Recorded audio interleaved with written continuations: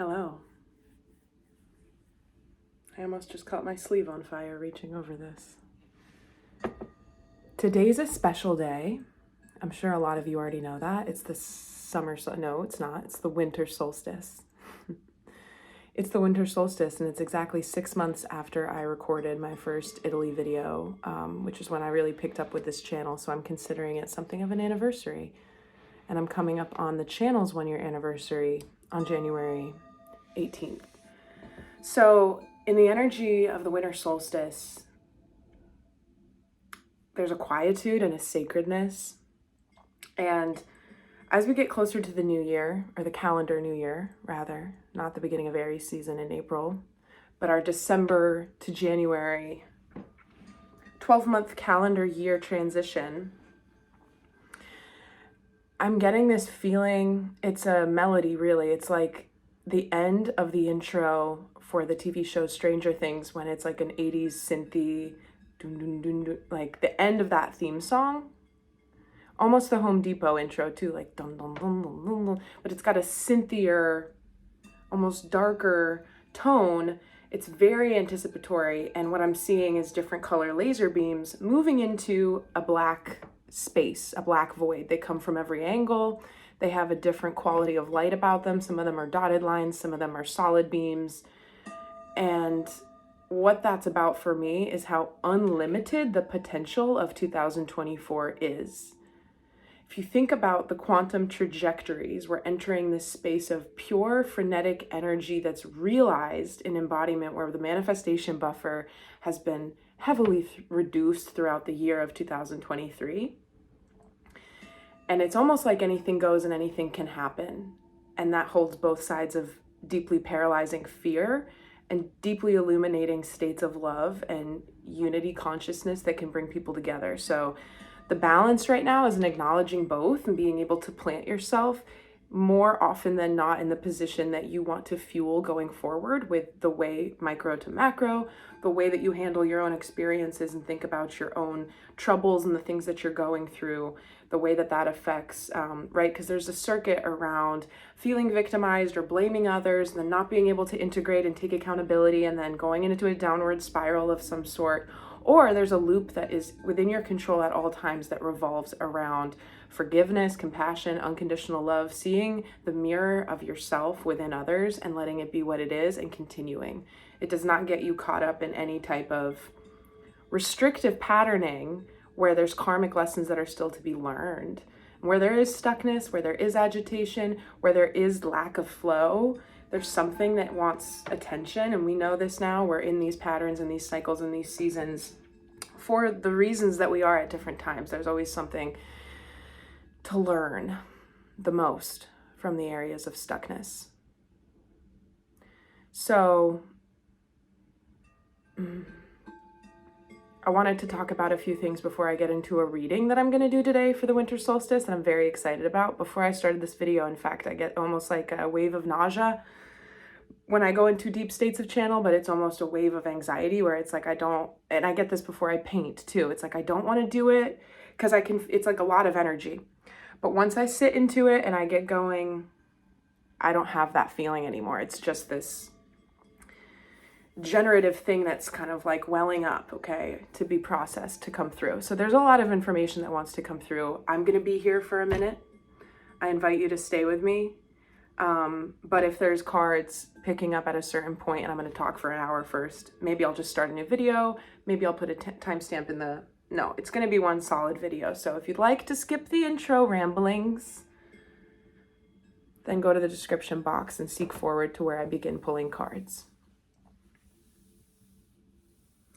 So something that I've been thinking about, something that I withheld from sharing from my quantum hypnotherapy healing session, was one of the 10 questions that I asked for the practitioner to help me find the answers to in this state of hypnotic regression. The question was, how do I release the fear of people thinking that I'm crazy?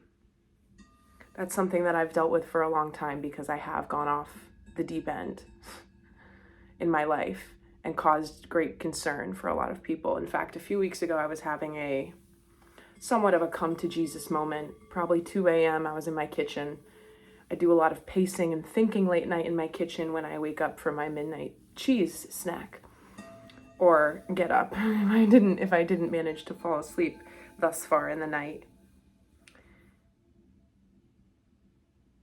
And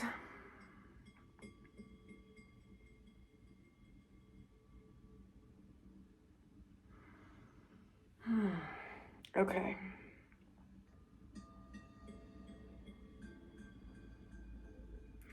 Yeah, I was in my kitchen and I was basically saying, I was admitting to myself in a new way, and I was realizing that there were certain, there's certain apologies that I still owe my parents. There are certain apologies that I owe to the entire institution of Carnegie Mellon University for how I conducted myself when I was there. And there's always so many sides to every story.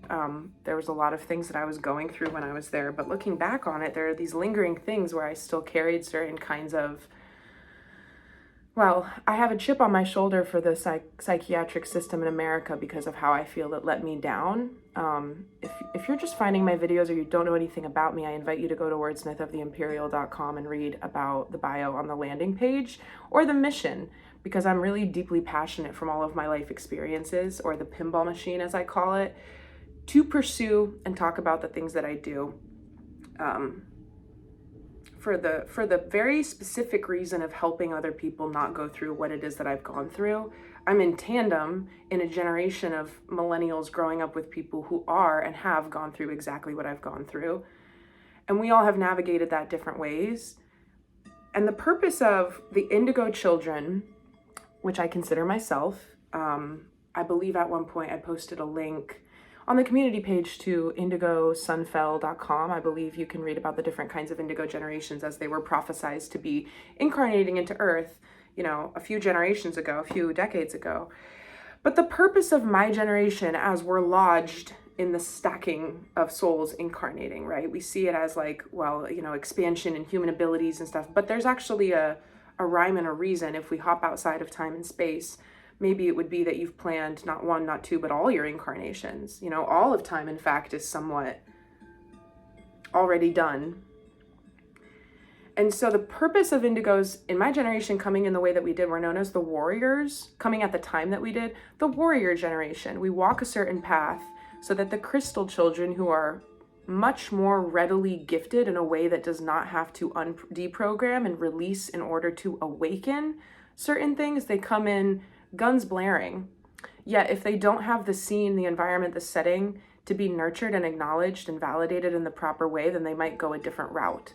So the purpose of our generation was to burn certain bridges, create certain amounts of upheaval, put up certain amounts of fuss and tantrum to highlight these very core, flawed things within the way that we frame certain ideas around mental health, spirituality, science versus faith. These disparate things were gradingly reshaping certain paradigms to make the world more accommodating for the kids that are going to be growing up now. And when I said that question, the practitioner said, "Where is this coming from? You don't actually think you're crazy, right?" And I said to her, "No, I don't. In fact, I know that I'm a genius. I have genius level intelligence. I do. I know that. It's not just about channeling. It's not just about like genetics, right? There's a frequency of genius energy that can be tapped into. And it's not about knowing things. It's about admitting that you don't know anything. I mean, I take a fairly Jungian and existential and philosophical approach to many things in life because it resonates deeply with me. It makes sense. It makes sense that things don't make sense." And she said to me, "I see that. That's clear. I'm picking up on that with you," because we had been conversing for about 45 minutes when we got to this question and started to unpack it. And she said, "The attachment here is around wanting to be, like, I do have this desire, which I've been letting go of, to be universally appealing. I want to talk to people who are just beginning to awaken, people who are fully deep into grid work and thinking about their mission, whatever it is. Like, that's not necessarily possible. There's never going to be a way to please and include everybody. And I also don't have to base the value of my work and my contribution off of how well it's received if I continue to keep alignment within myself for the place that I bring information forth from. And during the session, as we got into it, I had this pain in my neck. We talked about it, and during the session when I was under hypnosis, and what my guides said through me during the hypnosis was, it's like a manifestation of feeling like you don't have your head on straight. You feel as if people are going to think that you don't have your head on straight. And because that's been true in the past, when people have thought these things of me, maybe when it had a little bit, it could hold a little bit more water 10 years ago,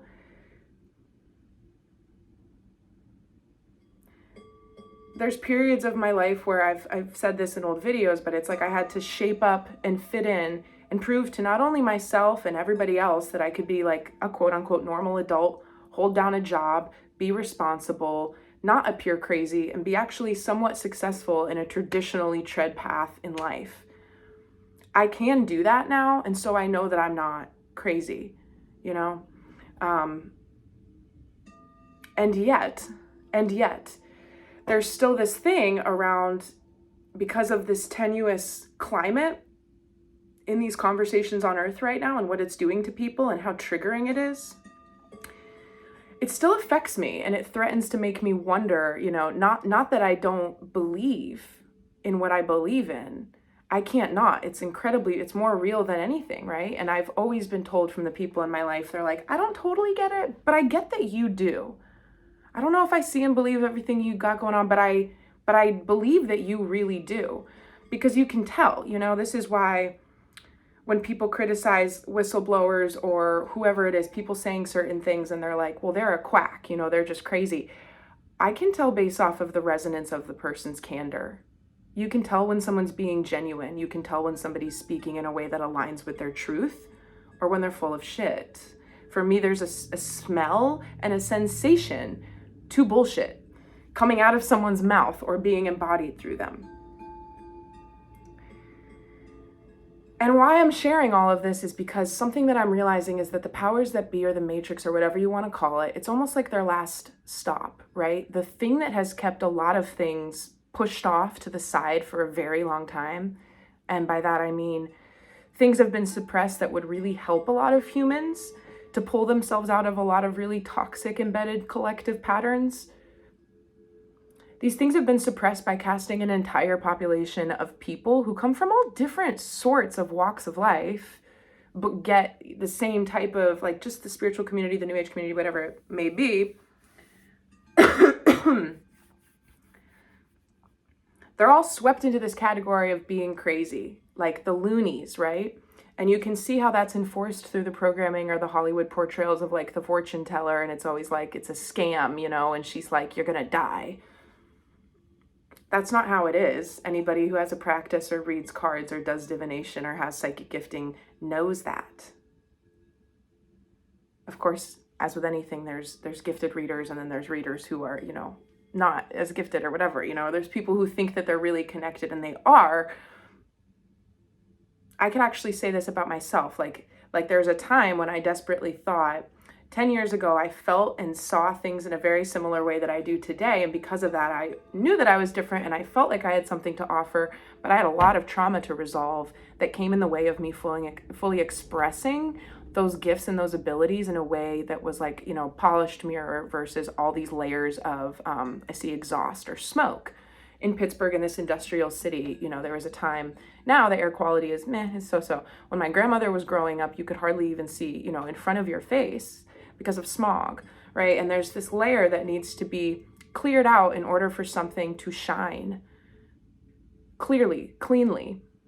It's not that I wasn't a channel back then. It's that I had a lot of personal things preventing me from understanding and heeding my own intuition and guidance in a clear manner. Chimney sweep.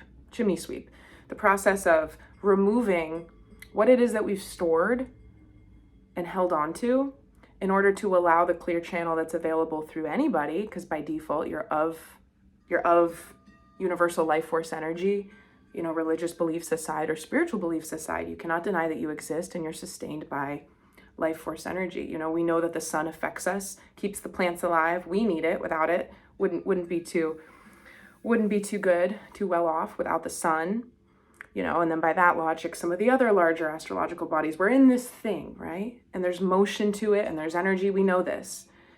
This is not something that you can be like, I'm not part of that. I don't believe in any of that. I don't believe in the sun.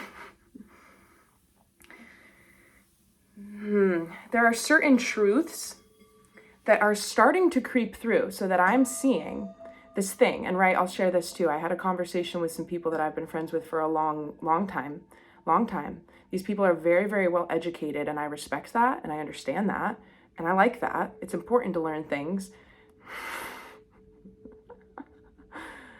However, it's almost like we deviated in our ability to understand each other and communicate some years ago, where I feel like almost the well-educated of the earth today, they're too indoctrinated with knowing the things that they know,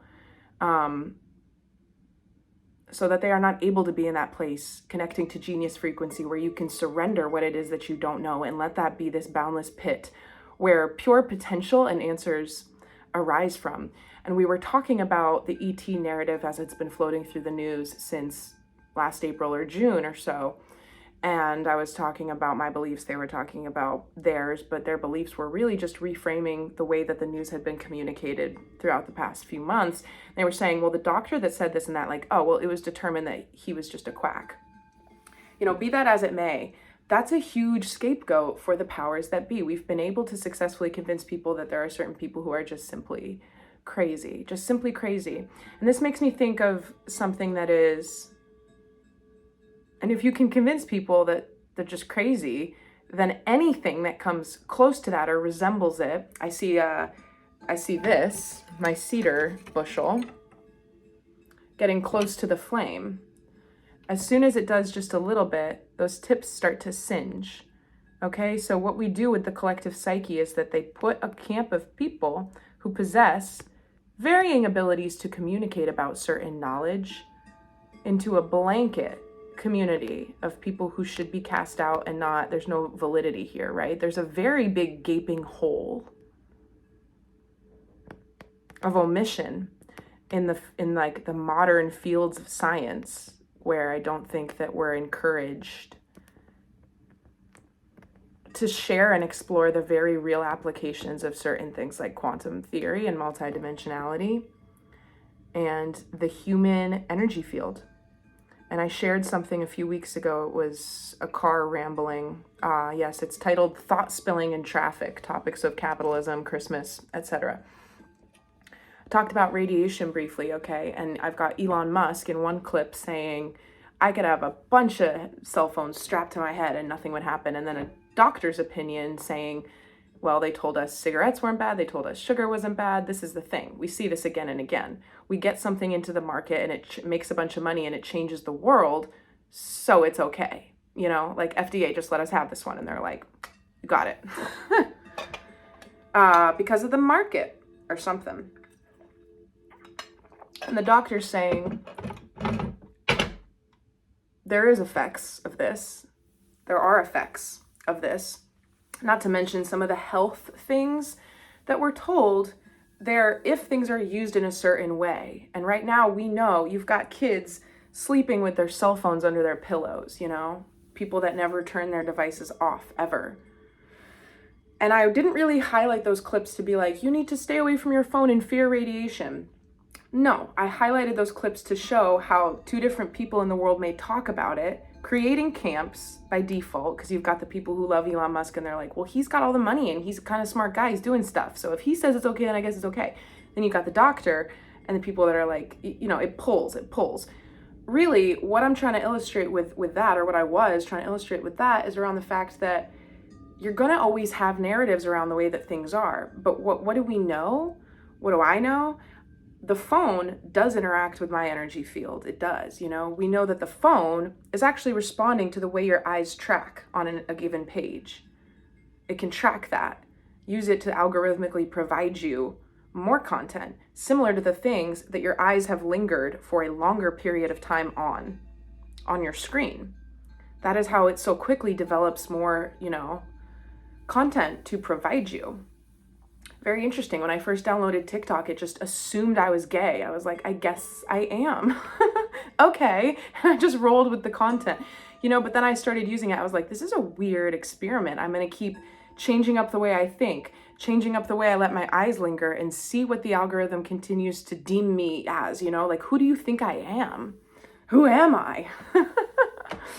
Like a gay conspiracy theorist? Not no. But it's like the phone also, I can talk to it across the room, give it a little, hey, SIRI. I don't want to do it because I got devices around me, and it will trigger it, right? Well, I actually have it turned off because I hate that feature. I think it's weird. It's just, I'll get out. I do have it on the one. So anyway, from being far away, right, I can connect with the device and request things of it, set an alarm for me. You don't need to listen to either the doctor or Elon Musk to know that it interacts with your energy field, period. And so I feel like through a lot of the debates that we're having now as a people in the collective, and a lot of the debates that are going to start to arise in 2024, be very, very discerning to witness the same exact dynamic in multiple things. There's always going to be the issue, and then person one, person B. Some might say, this is how humans resolve conflict. What do you propose? Like, well, skipping the part where we have these splits. The fact stands that a lot of people are sheeple, right? There's some statistic that I heard one time where it's like, we've got leaders, we've got like creators, we've got followers. There's just different kinds of people in the world, and a large percentage of people are not going to be leaders and free thinkers. They're just not. And they need somebody and something to be able to listen to and side with because of that. And so what I think is going to continue to happen and intensify is that you're going to see these talks around these things and like this opinion versus that opinion, or even 4 sets of opinions, but they're all always going to be able, I see chess pieces, I see a shelf, okay, with 4 rooks on it. You know what a rook looks like, the little castles? 4 of them on a little wooden bench, and they just all get flicked off. Why? Because they're sitting on a bench, they're higher, they're a level of division that underneath, the thing that's fueling said conflict is the same. And what we've been taught to do in society, what always happens is that we get into that issue, right? We pursue that issue, and then we start talking about finding out blame. All of that is not about like, so what is something else, right? It goes back to the Albert Einstein quote of turning into a new direction in order to look at a solution in a different area, a different field of view that migrates away from where the problem locus resides. And I think that something about the whole crazy narrative, right? Well, those people are crazy. Although that's not backed by anything. There's no proof for that. That drives me crazy because I'm like, have you ever considered that there's a reason why there's intentionally no proof around that, and it's only the brave souls who just care to go out and not care if anybody thinks they're crazy because they're able to weave together the things that are intentionally made to seem very separate and distant in order to push the truth through at all cost, no matter what the cost. Like, the omission around certain things to me at this point is so evident that I don't know how you can't see that there's a suppression going on, an omission. In fact, I can see this within the way I speak on YouTube and take up space on this platform. YouTube, if anybody out there is real, can you get in touch with me? I'd love to talk to one of your people. Just shoot me an email. It's wordsmithoftheempyreal@gmail.com. I have some questions about community guidelines and free speech. Feels as if a lot of things are automatically being censored these days because they supposedly compromise community safety guidelines. But if supposing certain things is a threat to the sanctity of people's ability to believe in the true facts of life, then I don't understand how we arrived at those true facts of life, right? It's like there's something that's being protected that we didn't agree on together as a people. And I thought that this was a democracy. Like, I thought that we could talk about what it is that we wanted to talk about, right? But we're getting very censored, and I'm not a person who has a large following or has monetization. But there are people who are losing their monetization and used YouTube as their livelihoods, and now they're having a hard time sustaining themselves because they're getting censored and they're losing their ability to circulate their content to the people that they used to be able to reach.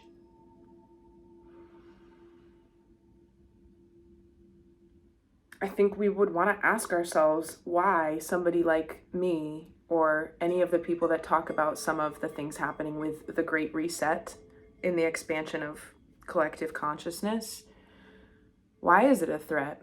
Because it's misinformation?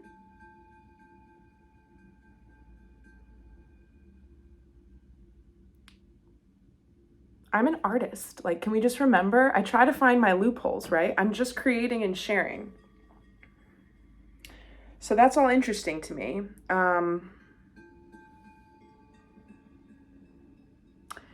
And so I feel like the whole crazy narrative, it's almost because spirituality has become so pop, right? And I posted some things in the meme gallery on the website this morning that I found on Carl Jung Memes. It's one of my favorite meme pages because they're just so unhinged and funny. And the author, she's truly, truly genius and hilarious in her findings and the way that she looks at things and memes them. It's just like, I love a wordy meme. I love because the whole thing about like the internet discourse of like meme, like our modern exchange of like picture and text, she just like overloads it with text. It's like a subversion of the whole point of it. It's funny.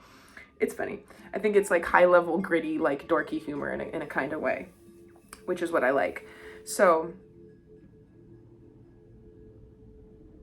she's talking about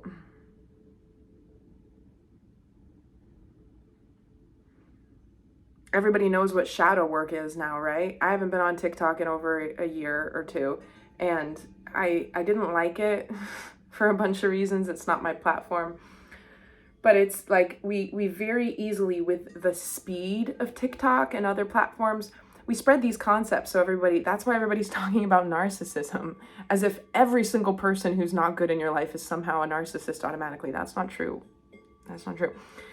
And not everything that you're doing to overcome challenging things is called shadow work, right? We get these blanket things because it's hard for a collective of people to integrate complex concepts that really require, this therapeutic approach of specialization. This is my critique on the healthcare system. You cannot provide blanket solutions to snowflakes of people. Specialized care, specialized balances. Everybody, you've got a handful of people who have heart disease. You have a handful of people who are alcoholics. You have a handful of people who have pancreatic cancer stage 4. All of those people probably also have another condition. All of those people have wildly different backgrounds, right? We're always going to be able to find common factors that lead to the cause of disease. But in order to fully address somebody's holistic health, physical, spiritual, mental, and emotional, it's going to have to be a catered approach, because the practitioner is only a facilitator for personal healing. That's why if a person were to ever book a session with me, my hope is that you don't have to come back to me. My hope is that you enjoy and feel empowered by what it is that my gifting can mirror to you, that it lights a fire under your own ability to take that and burn you as far as you can go on your own, because you are your healer. Nobody's going to know. You go to the doctor, you describe your sensations. I can't tell you, with the myriad health things that I've gone through in my life, how many times I felt like, did he just ask me enough questions? Did he really listen to the way that I described that? Because it sort of seems like he's responding to me like he's responded to other people who have come in with similar concerns, and now he's prescribing me some blanket solution that's not actually specifically designed to help what I'm personally going through. Not once, not twice, but most of the time. That's how I felt in those settings. So I think that the machine, if you will, the powers that be, they're evolving their thing, right? We're starting to lose the whole, all those people are crazy. Because more and more people, especially the younger generations, are starting to realize that there's something to it, and that's how they're finding solace. There's a dark side to it if you get kind of swept into all of the different I mean, overthinking and analysis paralysis and doing the work and shadow work and looking at your darkness, that's a rabbit hole, right? There's self-punishing stuff in that. You have to be able to do the hard stuff, but also give yourself the freedom to just be and not let that type of work double back on itself. And so instead of casting out all the people who do stuff like what I'm talking about into the crazy camp, we're seeing it evolve. And there's a reason why I posted that trailer of a new movie that's coming out with Bryce Dallas Howard, red-haired lady. I think that's her name. Bryce Dallas. BDH, Bryce Dallas Howard. Okay, whatever. I posted a trailer clip to the community page a few weeks ago, and I said, I have a lot to say about this. I do. The plot appears to be a story of a young woman who's written a book, and she didn't know that she's an oracle, and she's actually giving real prophetic timeline for characters, and the trailer reveals not only are they characters, they're real humans, right? And she's scripting a reality for people that actually exist. So it's like we're acknowledging the existence of superpowers in the realm of oracles, but their approach is making it like, and we're going to add action figures and the people that we always cast in the big blockbuster, it's still make-believe, don't forget. But they're they've been lassoing different things in and continuing to try to shroud them in their own, not quite. I see a wax coating on a Baby Bell cheese. Everything that's communicated through big Hollywood blockbuster productions it's got a wax coating around it that prevents it from truly resonating at the frequency that it would to unlock the potentials within the humans for their highest evolvement. And that's also, we know that from music and standard tuning and how it's all designed to resonate. Well, that's not what I was trying to resonate, but I was trying to see if there was anything there around that slip in the throat chakra, so that when we've got kids, the teens all across America saying, fuck bitches, get money, I'm gonna go to the top and fuck the haters. It's pretty negative, a lot of lyrics if we're all chanting them in the club. You're affirming it. Those are your manifestations, right? And there's a reason why it's been designed to be located there. Because the other chakras are being fed on, yikes. Affected in their own ways. So something else I was thinking about, right? I was talking yesterday, and I'm going to get into the sugar baby culture conversation a little bit because I think that's a pretty complicated and important issue, and it's not really something that you can just drive by quickly, but I do tend to channel occasionally, talk about things and offload my thoughts when I'm in the car. But I talk really quickly when I'm in the car.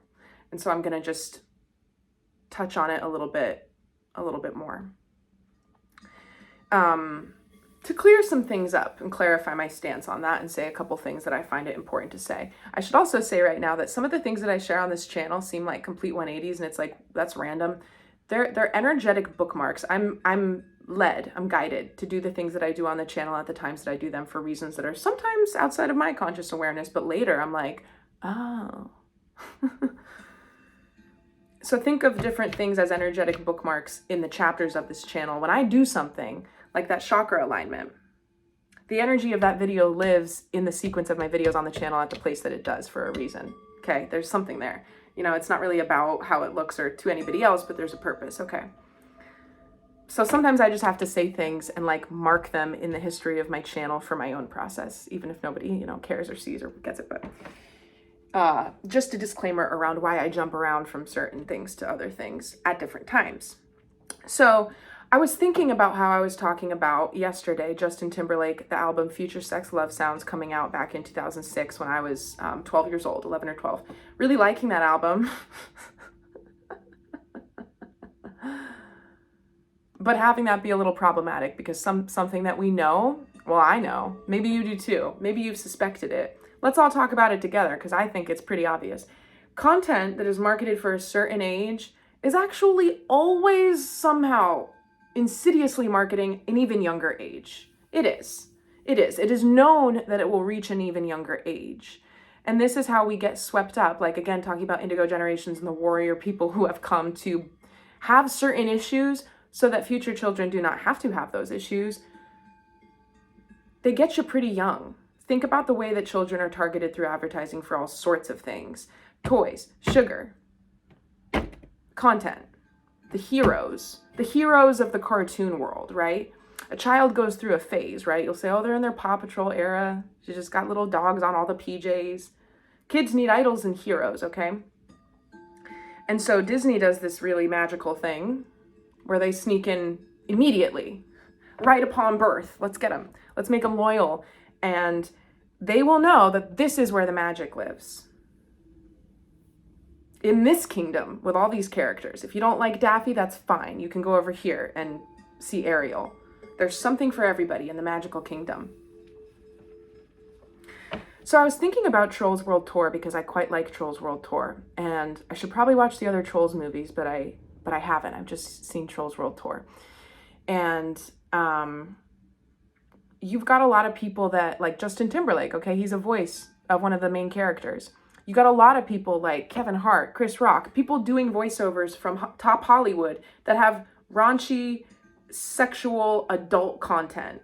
Think about Kevin Hart and his explicit comedic sets, or Chris Rock.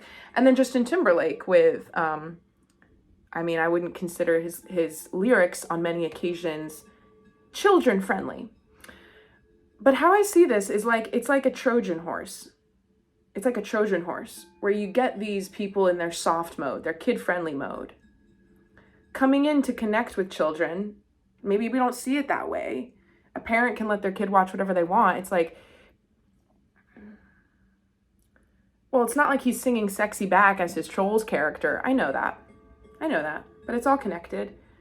And it's very much the same system that starts in childhood and continues to draw us up to where kids, because of our natural, not that I'm a child still, but the natural inclination within children, kids are always like being told that's only for adults. You're going to get to have that when you grow up. You're going to have to wait until you're older.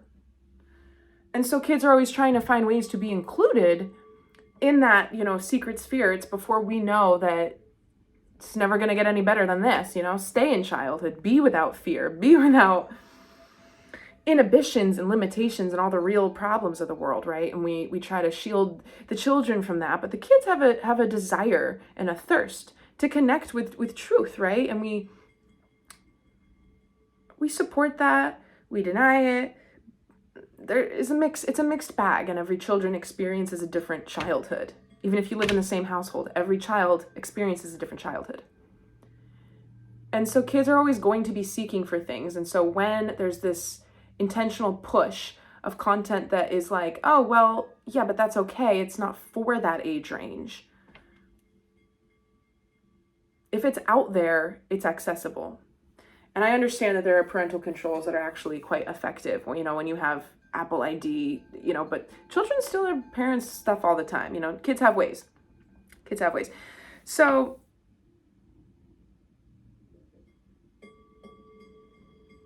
yeah, to that point, I never want to demonize individuals, even people in Hollywood. I think that it's a complex machine of things. We have great talent, and I personally do have idols and people that I look up to, people who I think are great actresses, great musicians. That's all fine, right? We can also disagree with certain things that they do. And that's just a disclaimer I like to put out as well.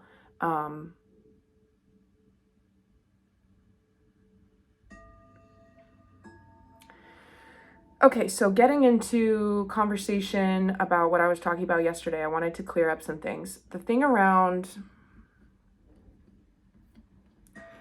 sex work, OnlyFans, sugar babying. If you didn't watch my video from yesterday, the reason why I talked about this is because Tinder just came out with a new tier of membership that costs $500 a month for men in particular. I don't guess a woman could do this, but we know what this is geared towards, right? $500 a month to be able to use that status as a way to get young women to match with. And it's not like there's an implication that there's going to be a paid arrangement between two individuals who meet and use that service, but that's how it's being talked about. That's how it's being marketed. And I was talking about being involved in sugar babying, escorting things when I was younger. That was my choice. And regardless of that being my choice, like, I made some really bad decisions between the ages of 17 and 25 years old. I think everybody does. But if the system is actively trying to recruit young women, right, who are in a vulnerable exploratory time into something where suddenly they've surrendered a certain amount of their power, like, I know that you're legally an adult when you turn 18, but your frontal lobes are still, up until I believe you're 25, or even, I don't know, who knows, maybe my brain is still forming. I don't think so. I think until about 25 years old, there's some fundamental shifts of development still happening in the brain and the human self, right? And even though that was my choice, I created a lot of really unforeseen problematic instances of trauma and dissociation and stuff. And I said yesterday in the video, I was saying, you know, I couldn't have told myself anything. Even now, sitting here, if I had 20-year-old Mariah next to me, she wouldn't probably listen very well to me. And I was saying, like, you know, a year from now, you're going to look back on this, you're not going to feel good about it. That doesn't really hold up, because it was a few years that I was caught up in those types of dynamics. Within secrecy. Secrecy was a big theme for me in my young life because I found it empowering. Within my secrets, I could do whatever I wanted to. That was my way of grappling with feeling different, right? Or separateness. I felt very misunderstood, and I felt like people thought I was crazy at a certain point in my life. So I became a self-fulfilling prophecy, but I was like, and no one gets to know.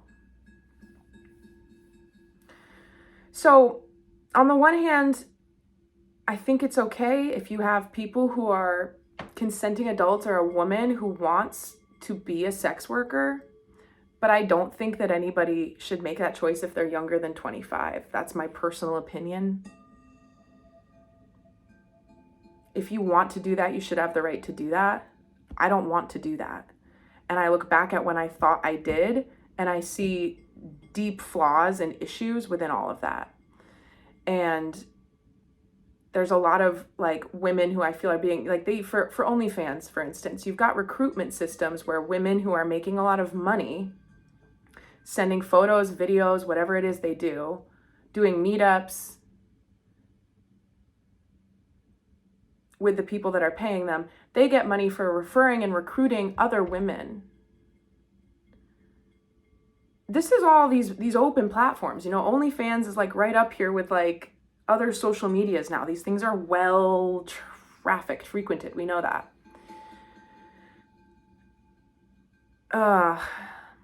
And I guess I just wanted to, like, I see it as a really complicated, really important issue. So I'll talk about it more, but I just didn't want anybody to think that I was talking about it like, oh, that was no big deal. No, there's a reason why I've never mentioned it on the channel before. There's a reason why I'm mentioning it now, but it is a big deal. I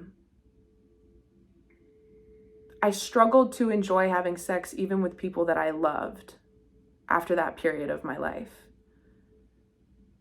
I've come to understand what it means to have a body and have sexual energy and what that is.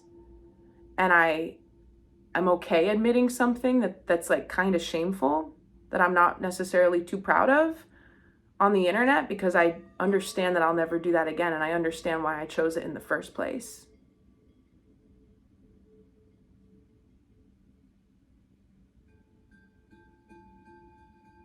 But for me, it's part of being able to talk about the things that I've chosen that I would not want for somebody else to choose, as if I'm somebody who's walked a path for a purpose to help other people not make the same mistakes in a world that is, it's begging for people to make these mistakes, I think. So you always have to look at how things are marketed too. It's all marketing. It's all marketing. And it's like, you can celebrate the sexual self and sexuality. I believe that two consenting adults who are not harming anybody else should be able to do whatever freaky, disgusting stuff behind closed doors that they want to do. Now, sometimes you get people who aren't actually consenting to one another. Even if you have a woman and a man and they have, like, let's say a BDSM dynamic where he's dominant and she's submissive, but like, I probably shouldn't say this on the internet. I'm going to. All right, I'm being told no. Sorry, it was a teaser. It's just a little too much information. Sometimes people don't know themselves well enough to know when they're allowing themselves to be violated, and that's really important to understand. And a lot of people talk about this when they look back on being like groomed as a young person by an older person, where obviously we can look and say, well, the power dynamic is off. A person of age can't talk to a 14-year-old as if they are on a level playing field, because they're not. So I just added that on because you can have two people who are consenting adults who actually aren't, right? If there are two lost, broken people within that partnership, and they could still be harming each other. But in general, I do think it's okay to enjoy your sexuality, share it, and even profit off of it if you want to do that. In fact, probably 3 times to former partners, I have propositioned them. What if we started an OnlyFans for fun, of me, but very tasteful, nothing like fully nude. You would get to pick, film, and photo anything of me that goes on it for fun. I like that dynamic because I like to perform and be in my sexual energy. In fact, I've considered starting an OnlyFans just to talk about really explicit things, like things that I can't say here that would be valuably noted as paid content. But then I could also do to, just I like the subversion of, like, the world is so hardcore today, right? There's nothing left unseen. So there's something similar to leaving things up to the imagination, right? And just being tasteful and having class, right? Concealing. Sexuality can be conveyed not just by how much skin you show, right? We all know that. It's about the way that you carry yourself and feel about yourself. And without a doubt, without like pause, every single time my partners have said, no, that will not be happening. I own you, woman. And I get it. There's a part of me that likes that because I desire a protective instinct within a partner. But then on the other hand, I'm like, I feel like we're not thinking about this from the right angle. It's free money. We will both get paid for me looking good, right? But I get it. At the end of the day, I don't fight that battle because I would want for somebody to be like, that kind of turns me on too. That's cool. Let's do it, right? But it wouldn't be, I don't need anything or everything on the internet. I've also entertained the idea of eventually doing something like that when I'm successful, taking all the profit that comes from that endeavor. And when I say when I'm successful, I just mean financially so stable that I wouldn't need to, because you have to think about this too. A lot of women get into the OnlyFans sugar baby. They need money. They need and want money. And it's an easy way to make money. In fact, I got to a point when I was younger where I didn't have to meet anybody at all or see anybody at all, or hardly even send them anything for them to just send me money, hundreds of dollars, just from chatting for a little bit. So I was entertaining the idea because I think about the root chakra, the money, the sexuality, the power dynamics. It's very complicated. I was like, well, what if I do it one day, but all the proceeds are donated to something that helps domestic violence or, the abuse of women, battered women's shelter or something. And I don't keep a single penny from that profit because I would be using my sexual energy to generate a revenue that's like well earned, in my opinion. Or it would be, right, if I ever did this. And paying it all forward. I've mulled that over too. So I just want to be clear that there's nothing around like shame, but we need to know that it's like one in every 16 to 48 sex workers are truly empowered, doing it in a great way where they, I think more often you got a lot of broken people who are deeply unhappy. And I was talking about the marketing a couple moments ago. Like, they've got the silver fox type dude with a young woman and they're popping champagne. It's not going to look like that.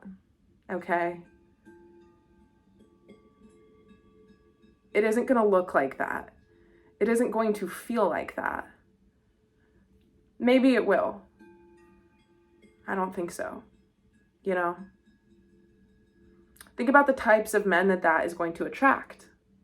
I'm not saying they're good or bad men, but in the same way that would attract a woman to sign up, to be like, oh, great, what a great source of money. And all I have to do is, what now? You know, and then it snowballs. The men,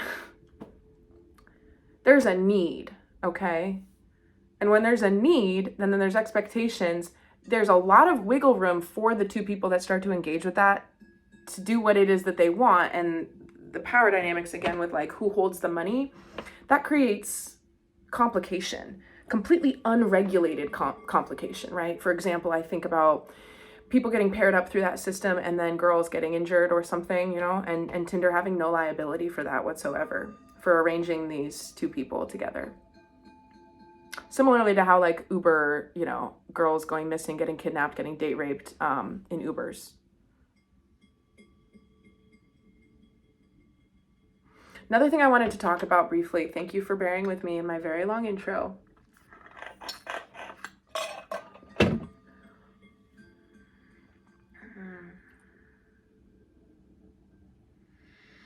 So, okay. It has to do with what I'm talking about, but it also has to do with sexual polarities, life force, energy being divided into the masculine and the feminine, or the anima and the animus.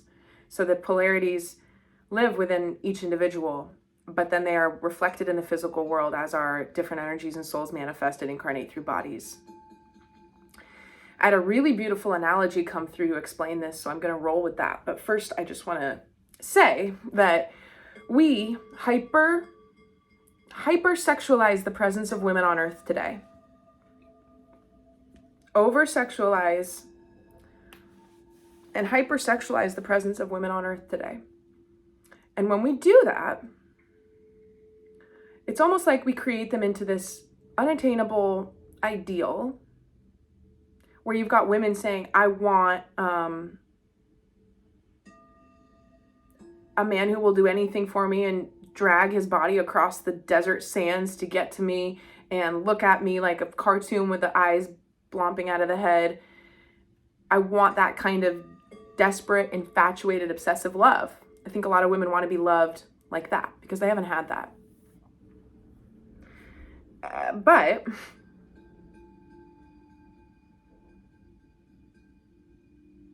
and then on the other side of that, you've got men who are falling completely in love with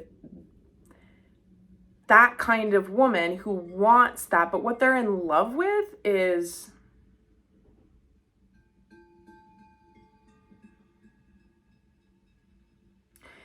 they have magnetized each other together because their polarities are out of balance in the same regard, okay? So when the woman does that, the man that she attracts puts her on a pedestal, really. And then she embodies and feels unworthy because she's put herself as an unattainable ideal. So there's something inauthentic that resides in a space of cognitive dissonance in most cases. So this is not of the conscious mind, but the woman won't feel complete, satisfactory, no matter how adoring the person, because she doesn't need to be on a pedestal. Okay, and I've been put on many pedestals, and I will tell you that if it happens enough, you're like, I'll go up there. Okay. I've been put on pedestals, and I've said I'm not like. If you get treated a certain way a certain amount of times, then you start to accept it, really. But what happens? It's like sailing. Here's my beautiful analogy. So I'm a sailor, and if you're not familiar, there are these straps that go across the hull of the boat where you sit, and they're called hiking straps. And you cross your ankles over the strap, and then you're able to sit your back and your butt off the boat and throw your body weight out in order to bring the hull back to even keel. And I remember, and the reason why this would happen is because you're on a certain tack, okay, and the wind is hitting the sail and the boat is tipping up, and you take your body weight and you bring it back. And when I was a kid and I was on the sailboat with my father, I remember being confused. I said, why is it that the boat, in order to go its very fastest, can't be flat? I kind of thought, from cartoons and the shape of things, I'm a very symmetrical gal. I like symmetry. I like symmetry in my art. I see symmetry in nature. Symmetry makes sense to me. So when we have things like pi, or the golden ratio, or the fact that Earth's tilt isn't up and down, these things in life, since I was a kid, I was always like, well, why that tilt? Why that spiral? Why not symmetrical? Because we live in a world of symmetry. And so my dad was saying, well, if the boat was completely flat, I imagine them just going real fast, being really flat. The boat's designed to cut through the water, to cut through the chop, no matter how wavy the water is. But it can only do that if it's at the proper keel. It can't be too flat, or else it will it'll just... There's something that's happening that makes me think of the term contrapposto from like the Renaissance. Think of Roman sculptures of marble. It's a body posture. And it's not like, if we carved statues from the Renaissance and they were just standing there like mannequins, those would look weird as fuck. You walked into a museum and all the, you wouldn't have any thinkers. You wouldn't have any, like, the Rape of the Magi is, go to Florence, guys. I sat in front of that sculpture and I drew it for 2 hours one day, and it changed me as a person. I think I cried a little bit.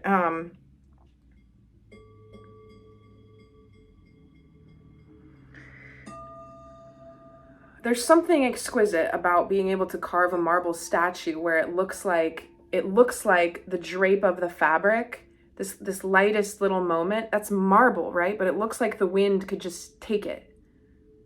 It's an organic shape and posture that we capture and solidify these moments in. Because like with photography, you take a candid photo, things don't look orderly. Things don't look right. You got one person overlapping another. You've got somebody blinking. That's how life actually is.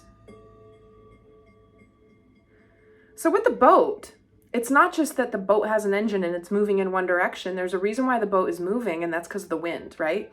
And the sail comes down and the wind hits the sail. The wind comes from this direction. That doesn't mean the boat's moving in that direction. No, the boat is designed to harness that power and move it forward.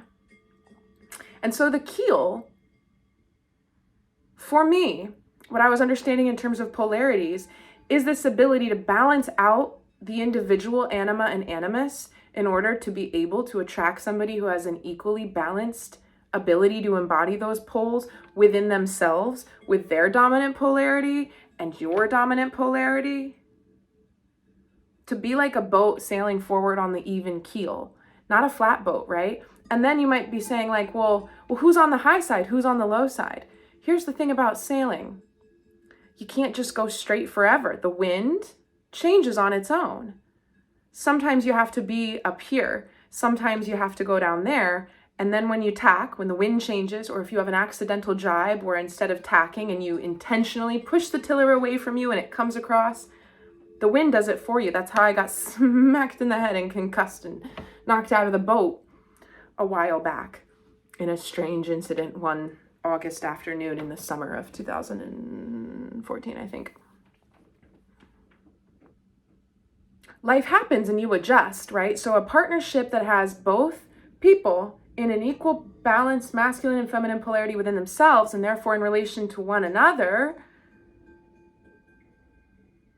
they naturally switch as they need to. There is imbalance. It's not this perfectly flat hull because they have different skill sets. They move in tandem. But they pull their weight. They're equal. They move with the force that propels the inclinations of each party to give what they have to give and do what they have to do. I talk a lot about masculine energy as well being about like direction and action and forward movement. There's a huge component to healed masculine energy that has nothing to do with any type of action at all. It's not very Mars, right? It's about just being a container. if we think about father wounding, right? Or the lack of having a father figure be there for somebody's life. A lot of women just want a man to hold space, just to be there. Because a man may not realize that him being that without trying to be anything else, it's the energy of it. And then she feels everything she needs to feel to be how she feels when she has like a stable masculine polarity. Lauren Kren talks about this a lot. He's like a Swedish relationship spiritual coach for men. And I follow him on Instagram, so I see all of his stuff. So anyway, I thought that boat analogy was really beautiful. I was lying in my bed this morning, convening with my cat and my dog, discussing our biggest dreams and plans. And it came to me and I was like, that's beautiful because it's in motion. And it makes a lot of sense.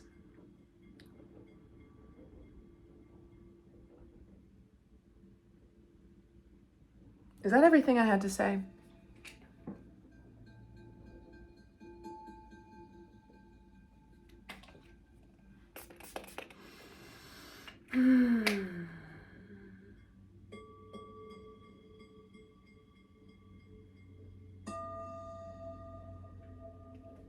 All right.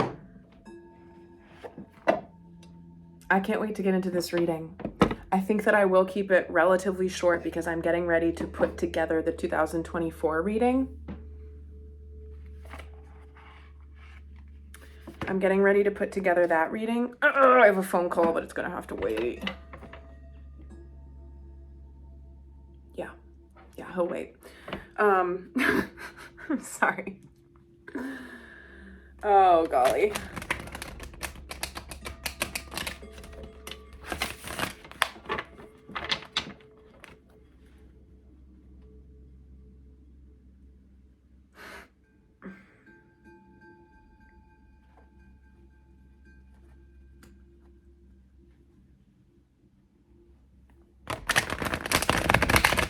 All right, guys, what I'm going to do here is I'm going to shuffle. I'm going to shuffle, but then I'm going to shuffle out the cards. So you can see I'm going to call for 3 cards for the present energy, current situation, 3 cards for the current energy, and then I'm going to follow it up with the typical way I do my spreads, which is energy to embrace, energy to release, and then I'll pull for hidden energy, biggest obstacle, and incoming, or advice. So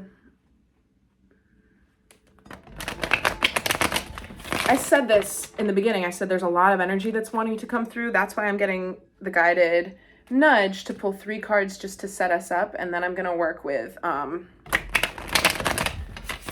the Gold Tarot and also the Prismavisions Tarot, which is the navy blue one that I use in order to clarify the hidden energy.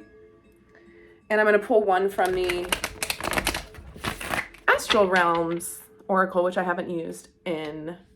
I think I've only used it like once. I got it back in July.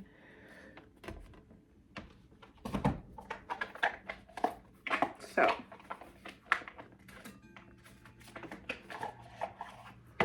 we're going to clarify with these guys. These are literally impossible to shuffle because they're made out of the most ridiculous material that's so incredibly impractical.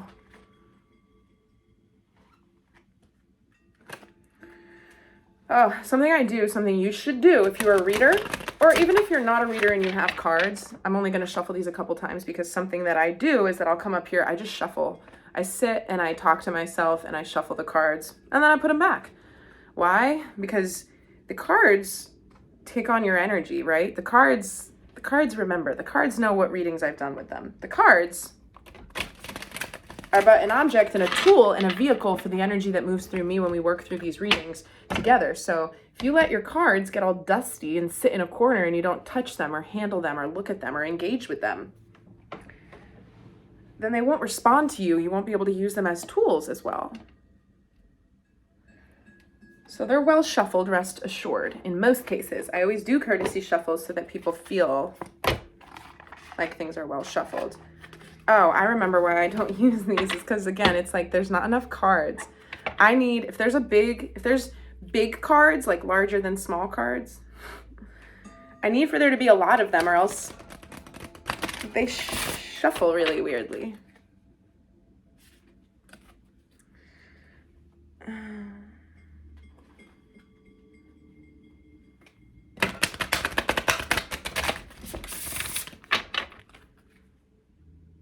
Something else I got the nudge to do, which I'll be posting after this video, is a short reading.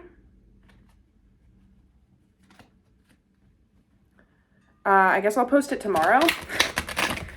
This video has more than enough right now for what we're going through and doing. So I'm gonna let this video be as it is. Tomorrow I'm gonna post this thing that came through where basically I'm gonna be sitting here. I'm gonna have a deck of cards, and then in the short, I'm just gonna hold them up. I'm not gonna be able to see what they are. And I'm intuitively gonna hold them in front of the camera for the amount of time that I'm guided to hold them. And then I'm gonna watch the video, and I'm gonna go back over and I'm gonna do a voiceover for it. And whatever cards are lingering on the camera, I'm gonna read the energy and communicate a message through the way that it is pulled and the way that it comes out. So that's kind of cool, because I've never thought about that. My guides gave that to me as something that I should do for people. So that's gonna be going up tomorrow. A blind reading.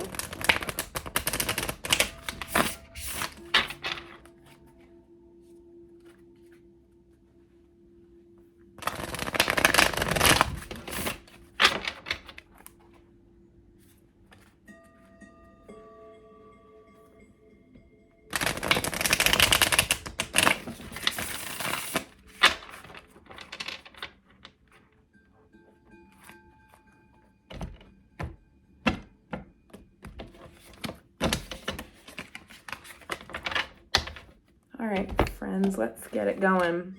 3 cards for the current energies right now. Ooh, that wanted to flip. Ooh, winter solstice 2023, December 21st. We got activity. What is it here?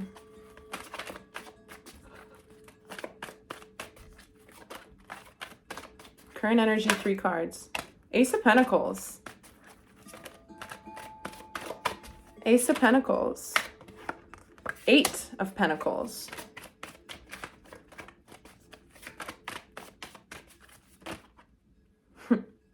Oh, okay. I'm going to take it because it all came out in a little happy special bundle.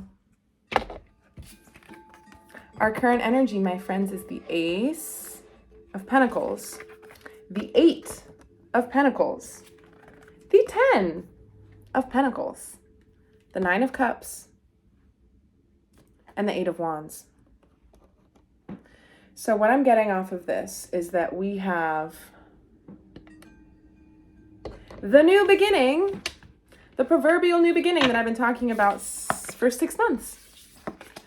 This is a turning point, guys. This is a big turning point because there was conception, right? There's all these phases to new ways of life. And I talked about it in June. I talked about it in July. You can't just make a car suddenly be moving at 68 miles an hour in the other direction when it was previously moving split second ago at 68 miles an hour in that direction. There are phases to slowing down, reversing, moving in a new way. All of this is about this material new beginning. So our current energy is being able to root into the day-to-day tasks that we know now. We know now. There's been themes coming up around boundary setting. We know now what is and what is not conducive to our growth and our goals. We have horse blinders on for certain things, and that's okay. And we've come to a place where we can enact the proper kind of horse blinder, selectively permeable membrane, that can only let in certain things that you trust. You trust that the universe will bring to your attention what it is that you need to be able to be aware of and focus on so that you don't experience harm, right? So that you're not missing things or letting people down. You know what your lane is, you know the bounds of it, and you're staying in it, okay? But there's a little bit of tension in this uptick. Yesterday, was it yesterday? I talked about a leaf. Yeah. It was 2 days ago now, because it was the pick a card reading for people seeking creative life path, spiritual mission, support, and guidance. Okay. So I was talking about this uptick of like a little gust of wind in the past 3 weeks, I believe, has kind of lifted people up, and then we have a hard time not being like, oh, it's happening, it's time to go.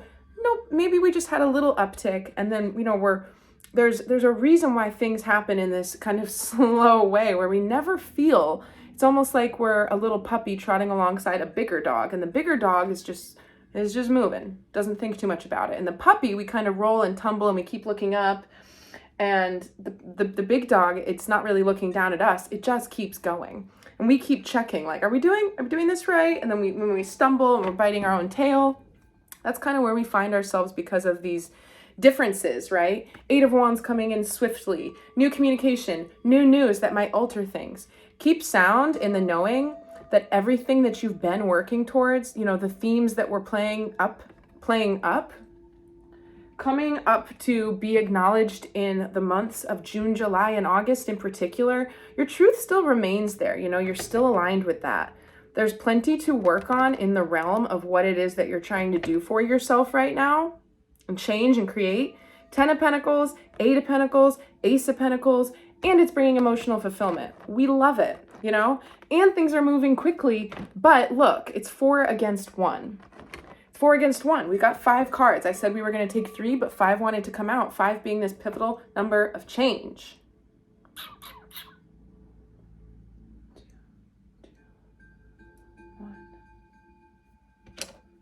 One second.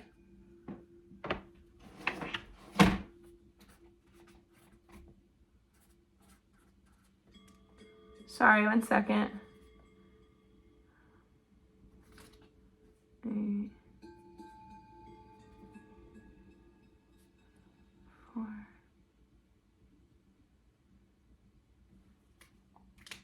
I just wanted to do a quick calculation. Sorry about that. So that's our current energy. I find it to be incredibly affirming as far as just knowing that there's something that can't be taken away anymore. There's something that has changed within our lives where we're like, wait, I'm no longer at risk of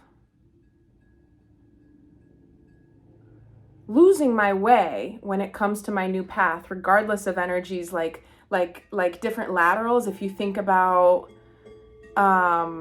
one of those meteorologist maps where they're like, here's the current of wind coming in from the north, it's going to touch down, whatever. You got different currents going in and under and moving simultaneously as these invisible laterals in the stratosphere. This is coming in to be like, are you still focused? And you're like, yeah, I think so. I think so. Because it feels good even when it's hard. I know that there's, I mean, take that as you will. That wasn't said very well. It feels stable even when there's stuckness, because we've shown ourselves time and time again. It's like me talking about the fact that I can turn off my spiritual gifts and go be a normal person, but I will never find success or happiness in that life. Here's a thought that I didn't get out. And when I say success and happiness, I mean personal fulfillment. I mean, what does it look like when I'm in my pure positive peace and I'm singing and I'm dancing and I'm in the kitchen and everything's going well and I'm happy? You know, regardless of what it looks like on the outside or how much money I'm making, I want to be in that space. I strive to live a life where I'm happy day in, day out. It's not because I don't have any issues, but it's because I know that the purpose of my life and my joy can't be touched or thwarted by any of the issues, right? A protective, buoyant space that's my personal peace and paradise, protected, alliteration, that I can rely on. I think the purpose of life is for everybody to build that for themselves. It comes from the inside out. And whatever your life looks like as a result of having built that, then so be it, you know? And you can see them as an as above, so below type of deal where it's like, okay, well, now I want to create more and make it look different. Good. Do that. You're supposed to. But it focuses first on the feeling. What I was going to say is that I've got this friend just talking about women on the internet and making money and what we could do to be successful and how women can... Bleh. Had a buddy, still one of my best friends today, love him, but says things that stick with me on occasion. One of these things that he said to me one time that stuck with me is that he said, somebody who loves me and knows me, right? So just keep that in mind. Said to me, why don't you just, get toned up, like get in good shape, like you actually could, and become an influencer. Like tone up your body to be really shredded and sexy and just post pictures and like travel and take on like paid gigs and sponsorships. Like you would kill it. You would crush it at that. I was like, if nothing else, sir, that is an insult to my mind. Do you know who you're talking to? I would never find contentment in that. Not only are those people marketing, like you've got influencers looking gorgeous on the beach. Don't get me wrong. I would love to post up and look fabulous in exotic locations. I mean, that's part of the plan. I'm going to be doing that. I'm just going to be talking and sharing about the wisdom of the universe while I do it, instead of being like, you guys, I can't tell you how much this protein powder has changed my routine. Like, I know that those people probably really do use those products and like them, and they probably really do make the follicles of their hair more sprightly. Who fuck knows? But when it comes to attaching my energy to things, I would never be able to be happy in that container. Okay? It's a soft selling of the soul, in my opinion, because you take on gigs that are available to keep gratifying the ego, getting the money that is going to take you wherever it's going to take you. But it's a closed loop to me. It's a closed loop. There's nothing there of substance. I think what we've started to do in the last 6 months is identify what is truly lacking in substance when it comes to our version of spiritual fulfillment or substance that actually adds to our lives. Do you see how there's nothing left that needs to be shed? All of this is saying our material beginning that we're working hard to gain full and total stability and emotional fulfillment with is moving quickly into our lives. It's here. Again, 4 against 1. It's here. And if you don't see it yet, it's coming quickly. If you think that you're moving further away from it, you're not. It's just the winds of change coming in to be like, do you still want it? You do. Or maybe you don't. Who knows? Okay? I'm going to split this deck because I didn't do that. And then we're going to get a single card to clarify. A single card. Can you believe it? Just one. Man, they're so hard to handle. Why you gotta be like this? Slipperies.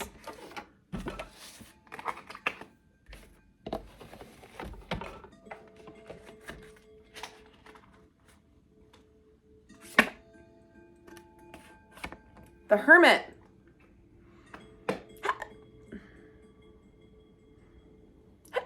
The Hermit. First thing I heard when I pulled that card is the journey of solitude has come to an end. You're ready to come out into the light with something new. How beautiful is that? I see it as, okay, the current energy, right? But I said I'm going to pull one card, one penultimate capstone to make us understand these 5 just a little bit better. Everything I said was about keep on keeping on, knowing why we're keeping on, and continuing to be able to keep on keeping on regardless of what changes right now, because we've taken the time to solidify the protective field that starts to take shape with your own energy when you take the proper time to be alone and sit with yourself and fortify that, so that no matter how empathic or sensitive you are, if you take your little show on the road, you know what it feels like when other people's energy starts to interact with you and you take it on, and then you might be more liable to project because you don't know where it came from, you don't feel good, and your energetic defenses are down. We're over that. We're past that. If you're not, then email me. Let's talk about it. But that's the collective energy right on schedule, right? And here's another thing. If you're not and you're like, I don't want to email you, just wait. Just be patient, right? If you're still very inclined to go into hermit mode, then do that. Just do that. Because you're still continuing to fortify the ability to feel like the world isn't too much. Oh my gosh, as the world becomes increasingly too much, so does our ability to hang in there with it and continue to work our magic despite that. But that's going to come from personal fortitude and having the strength to be able to get to this place of like unfuckwithable. I heard cheering. That's really cute. Woo! That's a big deal. That should be celebrated.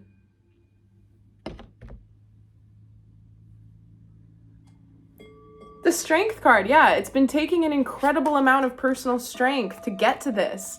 You know why it's taken a long time? You know why these cycles look like this? Because They have to do with the balancing of the polarity and the resurrection of a healed feminine energy. So it's like something very lost coming back up to be like fully in a different way. Taming of the ego that lives within all of us, but from this like corrupted masculine expression.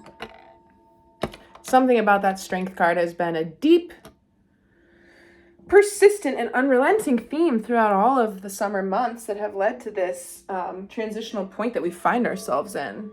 Oh. I'd like to just put the candles back on. They always go out when I'm shuffling.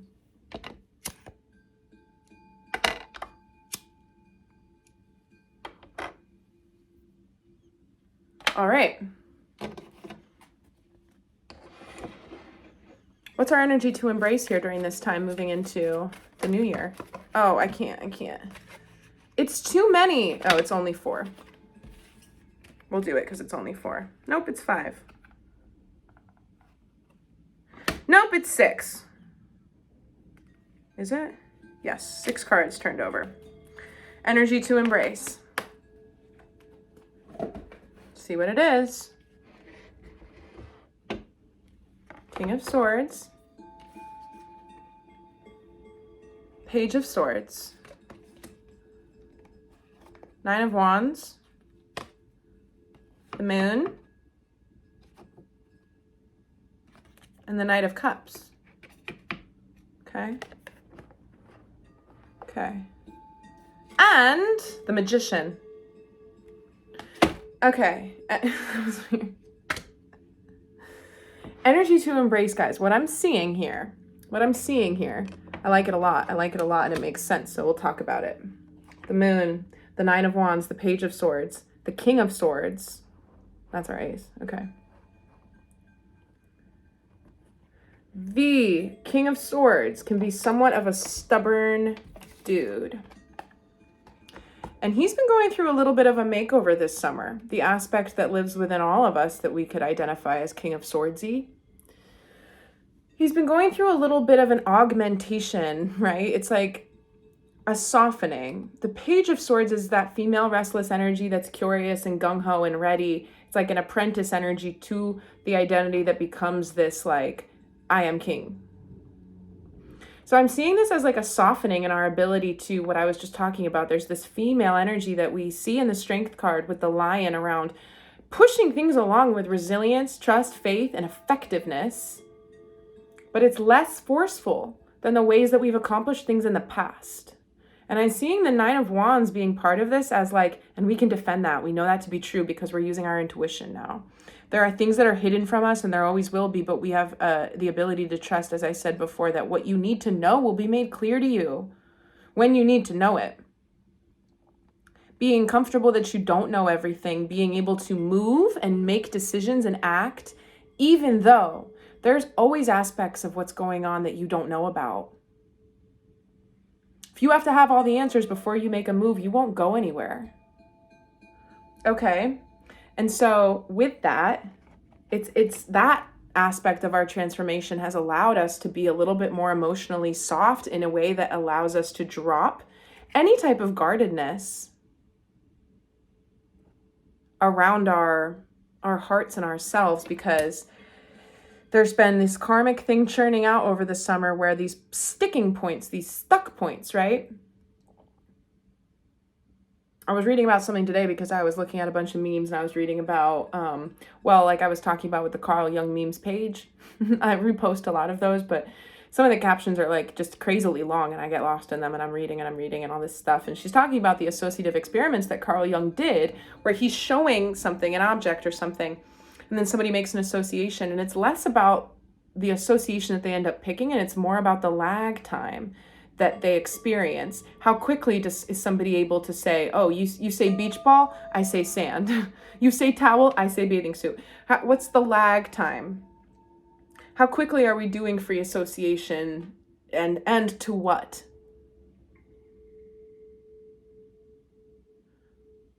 So it's almost like when there's a mental block and that pause comes in, it's because the mind's ability to wrap our conception, our ability to conceive of the answer, the thing, we don't get it for some reason. because there's still some integration that has to be done. And this is making me think of a dynamic that can happen conversationally sometimes, and I'm sure a lot of people will know what it is I'm talking about, but it happens when, if you're having an argument or you're talking to somebody and they avoid at all costs giving you a straight answer. Maybe you're at the point where you're like, no, just tell me, is it yes or no? Is it yes or no? And they're like, well, it depends how you define this. I mean, no, they're just trying to find a runaround because they're not able to be honest with themselves. We have a lot of self-deceptory.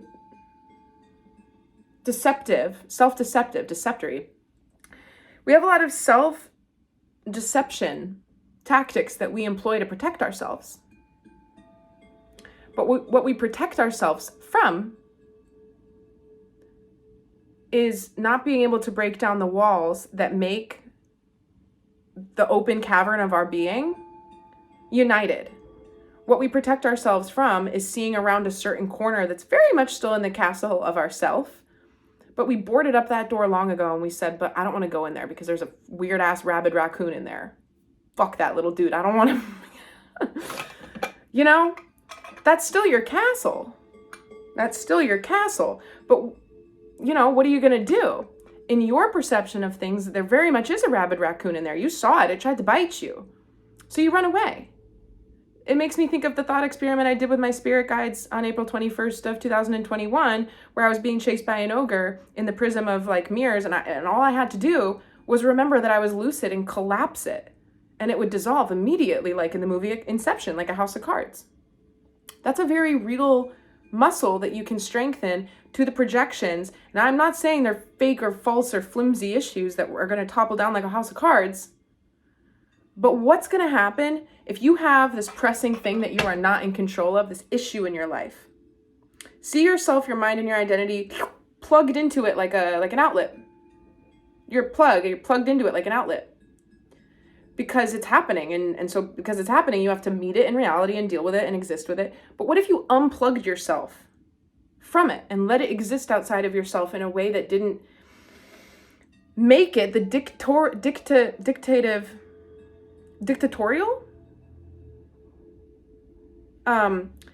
What if you unplugged yourself from it in such a way that made it energetically so that it wasn't what you were taking your pecking order from?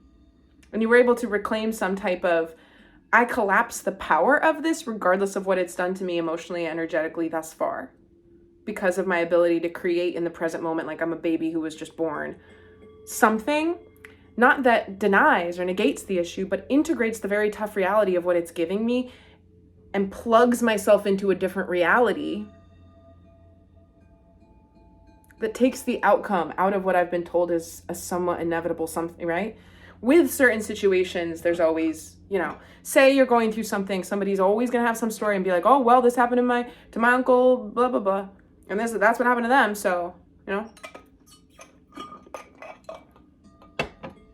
It's a quote I put on the meme page too. It said, don't be afraid to go. Don't let people tell you that you can't go to the places where they've never been. Don't be afraid to try and do the things that the other people have always been afraid to try. And the magician here is letting us know that with this beautiful energy to embrace, we're remembering now, we're knowing, we're feeling, we're acting as if we can hold it all. The moon, the intuition, the masculine authority, the protection of things that need to be protected, but the releasing simultaneously of keeping out the things that should come in, that want to help us, right? Again, with manifesting, you're always manifesting. You can't not manifest. So what have you manifested to yourself? And how can you continue to leverage this? I see a beautiful garland that a child would make with dental floss, and there's a sewing needle or something, not dental floss, just thread, popcorn and marshmallows. I don't know, maybe there's a kid's project or something that kids do. Little garland, popcorn, marshmallows, but they're all spaced out perfectly, right? I'm seeing that as our, think about it, okay? If a little caterpillar came along and he was crunch into the little popcorn, and then he ate the marshmallow, and then he ate the popcorn. Oh my God. Roll with me. These are coming in funny and silly and fast today. There would be a change in the crunchiness. You'd hear a little crunch, and then there'd be some soft chews with the marshmallow, and then he'd crunch again. That's us moving through this energy. It's like we crunch, we squish, we inch along. There's dynamism though. It's not just like crunch, crunch, crunch.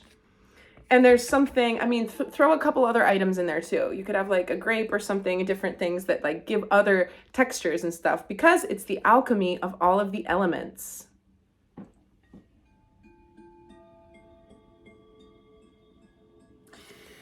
Okay, this is like sort of a intense, deep message too, but you know, if you've seen like certain Hollywood tropes around like blood rituals and stuff, I mean, we've got it throughout the past 20 years. There's tons of celebrities who at some point in their music videos will be in a bathtub full of blood.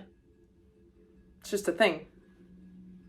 Eminem, Lady Gaga, who else? So many blood baths that they've chosen with all of their beautiful big budgets to make these beautiful things for us people to sit back and enjoy and watch. That's what they choose to do repeatedly. And it's interesting because I was thinking last night in this alchemical deep dive of my own abilities and what's happening on Earth right now. Those people who are in certain positions of power, who are creating the content that shapes culture and reality right now, they're working with all the elements. They're working with all the tools. They're working with earth, wind, and fire, air, water, earth, fire, blood, you know? Cut to a picture of me literally like using my fingers and my own menstrual blood to make a picture. That's something I've done. I made prints the other day. Did you know that in the state of Pennsylvania, it's illegal for 9 or more women to live in the same household, because unless it's a, you know, a fraternal organization categorized by like sorority or something, because it's considered a coven.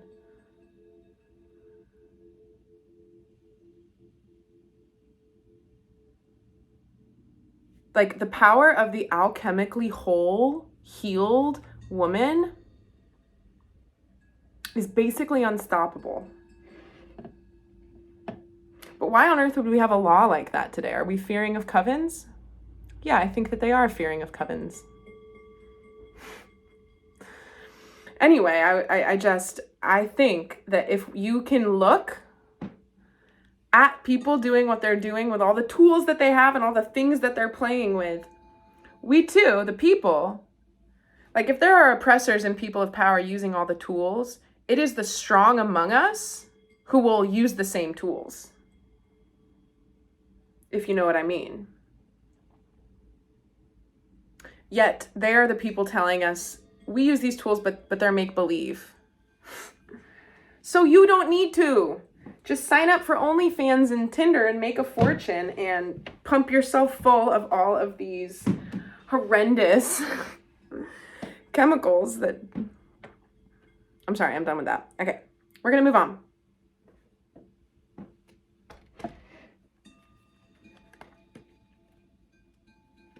All right, wait, one card from the top of this deck to summarize energy to embrace right now. Guys, it's the Ten of Pentacles again. It's the Ten of Pentacles again, so that's the second Ten of Pentacles that we've had out. It's coming back in to say whatever limitations, oh, this is taking me back to what I said in the beginning of the video around the energy of 2024. It's a pure potential. We've never had the ability to collectively manifest a different reality. And so mark my words, it was 13333 when I looked up. Mark my words, the machine that wants to win, it's not going to,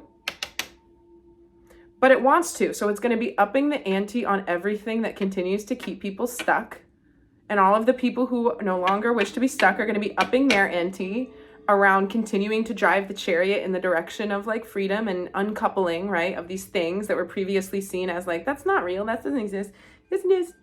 Yes, it does. You can, if you have started to doubt this in any way or form, you can create a new life that has ultimate stability for you. That's all that's clarifying. Don't forget it. Maybe it requires a different balance out of you, you know? We are always, because we're trained and conditioned to do this, always able to look at something about the facts of our life that we cannot change. Where we were born, what we have available to us, who's in our life, the opportunities that we had or not when we were young, what we look like. We give ourselves reasons off of that docket around why we can't or can do certain things. But that's not true. We don't start from the outside. We start from the inside, because that's where the knowing of like past life memories and soul gifts will come back to us from. I saw a video the other day of an 18-month-old baby sitting at a piano, just putting his hands down like a cat would, walking across, totally random. However, when this baby was just clomping his little baby paw, you'll put your hands on the keys, he was playing major thirds. He was playing chords. That's past life energy. He already knows what to do. And there's aspects of our own souls that already know what to do. But if you're doing things in the physical realm or taking notes from the physical realm about how you've led your life up to this point and what you've been able to make happen and what you haven't been able to make happen, that's different now. That's different now. If you don't think so, know that you have the choice to release that in order to make it different for yourself. I don't want this video to be too long. Well, that's cute. Strength flipped over again, and Two of Cups, and Nine of Pentacles, and High Priestess, and Three of Swords. So I didn't ask any questions yet. This is not the energy to release position, but I'm just going to fly through it really quickly. Nine of Pentacles, I mean, we just had 10 of Pentacles, right? So there is like, please know, if you've been going through a hard time, if you've been going through a time of strain, financially, emotionally, physically, or anything else, there's going to be some relief. There's going to be some relief around that. High Priestess with the moon. Ugh, I love it. Strength. Oh my gosh. Look at them. Look at them.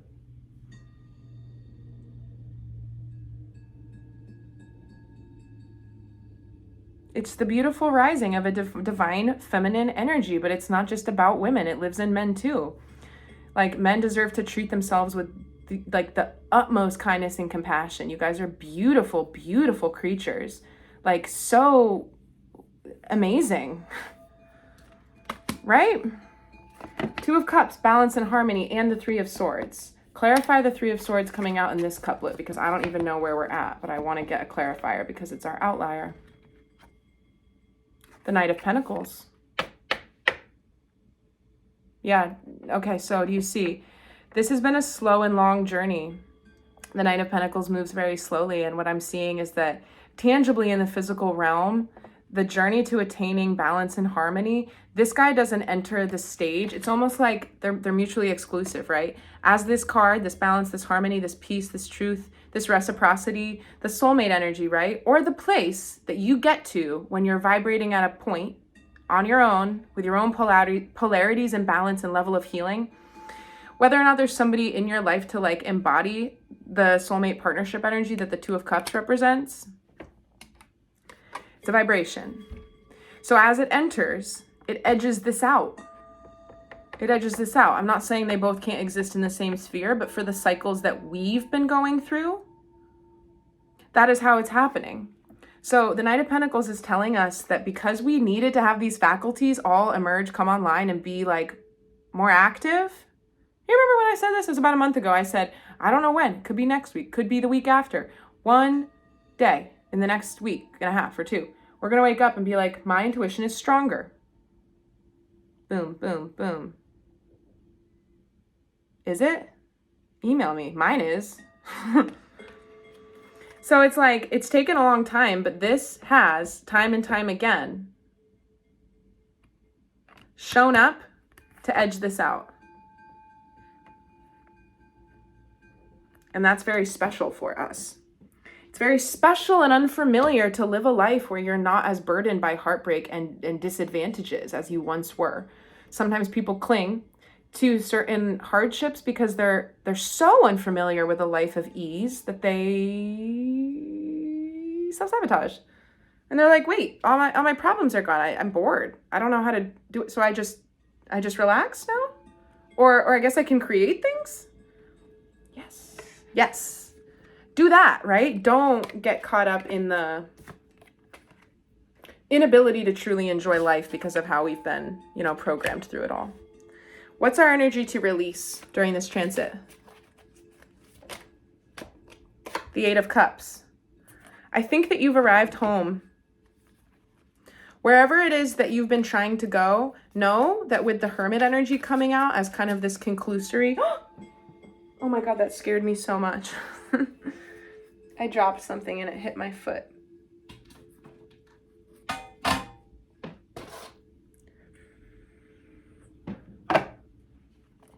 Eight of Cups is telling us that there have been multiple passages throughout the journey of the past 6 months where we have had to kind of put all our little goodies back in our picnic basket, pack up, or no, those hobo bundles on the stick. We're like, oh, all right, put it over our shoulder, and we take a hike, really, under the light of the intuition and the full moon, and we reflect and we rethink where it is we're going, why we're doing things, how emotionally fulfilled we feel in certain situations or not. What's at the bottom of the deck? The Devil. Because all of our negative traits and qualities have been bubbling up to the surface to be like, you know what? This is card number 15. This comes after number 14, the Hermit. When you spend time alone, you can't run, right? You end up just kind of being like, okay, well, regardless of whether or not there's a rabid raccoon in the next door over, this is my castle. And if I'm going to live here in a way where I feel good and relaxed about things, because, I mean, I could not, but I could. Even if you leave the raccoon alone for weeks on end, you probably at some point are going to go into that room and at least dispose of the little dead raccoon body, right? The Solitude in the Hermit card allows us to unearth these things that we need to release. And I see this as being a triumphantly successful passage where we know now that when you run away and engage in acts of self-deception, there's nowhere else to go. There's nowhere else to go. And I think these mini pickups and migrations that we've been doing have been very, very, very productive. But we're landing because of the double 10 of Pentacles, the 9 of Cups, the 9 of Pentacles. There's been lots of major arcana positive, right? The stability, and also the fact that the 8 of Wands is here moving. There's a force moving it all along. I think we're arriving in a new sense of home. And I'm going to say this now, but I'm going to talk about it again when I get into the 2024 reading. If you don't feel like you have that, then intentionally take some time out to Hermit before the new year, because anybody who aligns with anything that I say ever, you're a valued person and your energy is going to be needed holding space where you're not able to be knocked off your truth point. You have to be able to stay calm and stay centered. It makes me think about that trippy video that I posted last night in the beginning. It says, there's going to be dark times ahead. Stay calm, stay centered. If you don't feel like you've arrived at a new level of home or being at home within your own body, mind, and life, then try to cultivate that, because we need that. It looks different for everybody. The sense that you have within you where you're like, wait, I'm okay. Even though the world is a screaming dumpster fire that does not reflect at this point in time how I feel on the inside and what it is I want to do with my life and stuff, I know that the value of keeping that vibration pure and untouched within myself is doing something and continuing to yield a world that will more closely resemble that with each step I trod on this fraught path. Your journey is illuminated.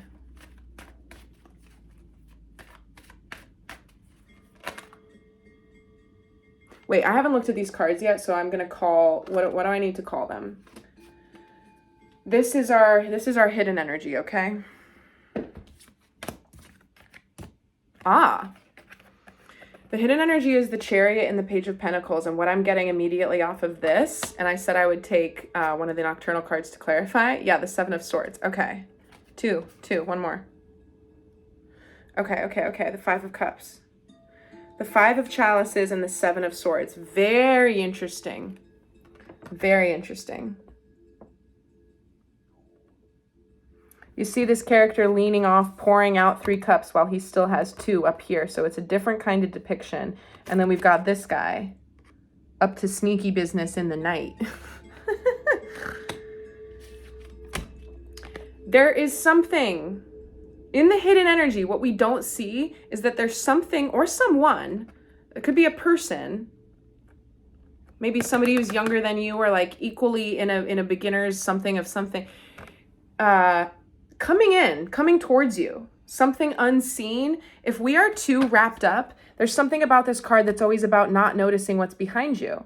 Three of Cups are the ones that he's fretting over, but it's don't cry over spilled milk. There's still two that are here, right? It's about not having our focus on being able to see things or see silver linings, even though they're right there and there's still much to enjoy, right? So if there's any type of, and then Seven of Swords can be a deceptive energy, a thieving energy, stealing, right? Or trying to get away with something. There's no need for that. Do not, if there's anything, I almost think of like too, if somebody calls you out for a little itty bitty mistake, I will share this. I was talking to my boss last night for a good amount of time on the phone. And then we were exchanging text messages for a while after that. And I said something that I shouldn't have said. I didn't think it was appropriate. And I was like, there's a couple ways. And like that dawned on me in the following 10 minutes. And I was like, it's not sitting well. And I was like, I could address it. I could not address it. And I addressed it. I said, hey, I shouldn't have said that. Because I shouldn't have. And so if there's anything where you still find yourself butting up against things where you're like, ugh, like I made a mistake. There are certain times, and we can all admit this, I'll admit it. When you make a little mistake, you're like, ugh, can I just like cover it up? Does anybody have to know? Can I get away with this? Don't do that. Because again, it's like, who are you running from? Who are you trying to protect? Who are you trying to hide? Walk the golden path that's in front of you, even if you mess up, and don't try to get all sneaky, and because you're going to miss things. You're going to miss things. If you try to do things in a way any other than the way that you know inside of you is the integrity, heart-led, like way to do things, then you're going to miss opportunities that are trying to pop up in your reality. And for a select number of people who watch this reading, that's literally going to be somebody like an earth angel who drops into your life and says, I have an idea. I got a breakthrough. I have a way for us to do something, right? So that's in the hidden. Now I'm going to get incoming / advice.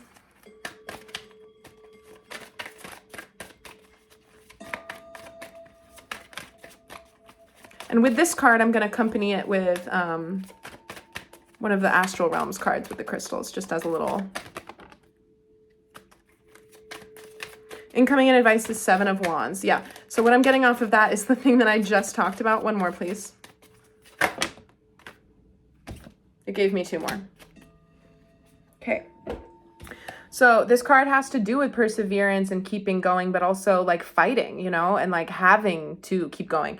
So what I talked about is that if you don't have this newfound sense of home or security within your sense of self and your processes and everything, then please do cultivate that, because we're going to have to like stand firm really on a collective level. But this could also translate to like, say, who knows, just as a immediately available, easy example, you've initiated some kind of separation or a divorce, which is incredibly like grueling. It takes a long time. There's so many stupid details, right? And maybe a lot of people don't agree with you. And so you've made a decision, but you have to repeatedly kind of like, you wish you didn't have to reassert all of the reasons why you made the decision, but you kind of get wrapped into those conversations every time you have to re-acknowledge to somebody new who's joined the chat or the conversation why it's even happening in the first place, right? We have to have the ability to not tire out on standing firm in certain things. What else came out with the Seven of Wands? The Five of Cups, the King of Cups. And again, this is our second double in that we've seen the Five of Cups already. Different depiction though.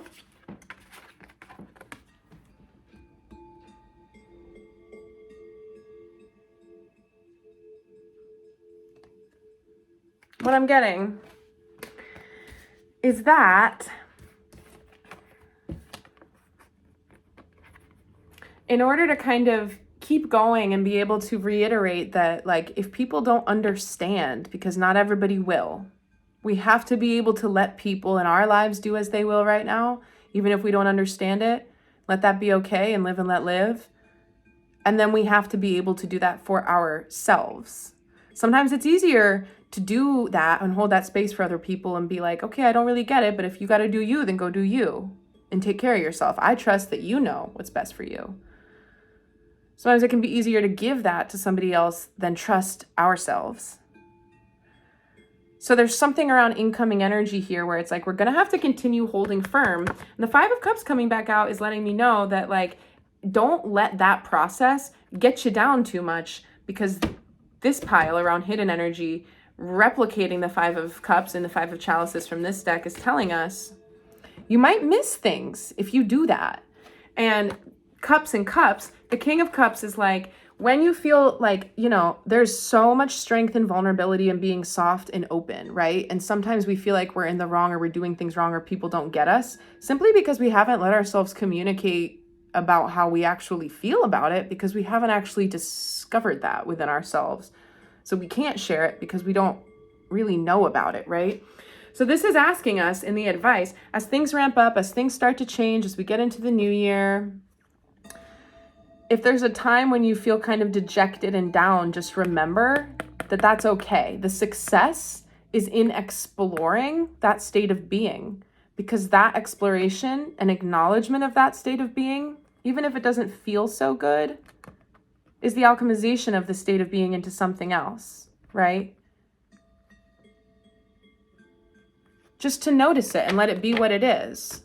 King of Cups knows that. Beautiful. Eudaimonia. Eudaimonia. Uranus and malachite. Malachite is such a good stone. Oh my God, I had the most... This is the coolest story. It's actually a pretty basic, boring story. I was walking the dog, and I used to have a gorgeous chunk of malachite. Beautiful green stone, looks like this, lots of swirling or graining, if you will, almost like wood. And I got back to my house, and like later that night, I mean, I've always got crystals in my pockets of different kinds. By the way, I've got my Celestite up here with me today. She lives on my bedside table mostly because, I mean, she's a Celestite. She helps me sleep. But I'm always swapping them out and using them as I feel guided to, and what I think is going to resonate with my energy for the given day and thing that I'm going to do. And I unload my pockets at night, and I put my crystals back on my selenite tray, or I move them around, or I'm like, maybe this would do best in the creative projects sector of my feng shui chart, you know? And I put them back wherever I want them. And I get back to my house, and my malachite was gone. And I was like, damn, that's sad. And then it was about 3 weeks later, I was walking my dog again, and I saw it on the ground, and I picked it up. I was like, oh my gosh, friend. And then my guides were telling me, like, you needed some space from it, because I had really been liking that crystal. And it's like, my energy was, it needed a break. It chilled out on the street for a few weeks, and nobody picked it up. I mean, it's a gorgeous stone.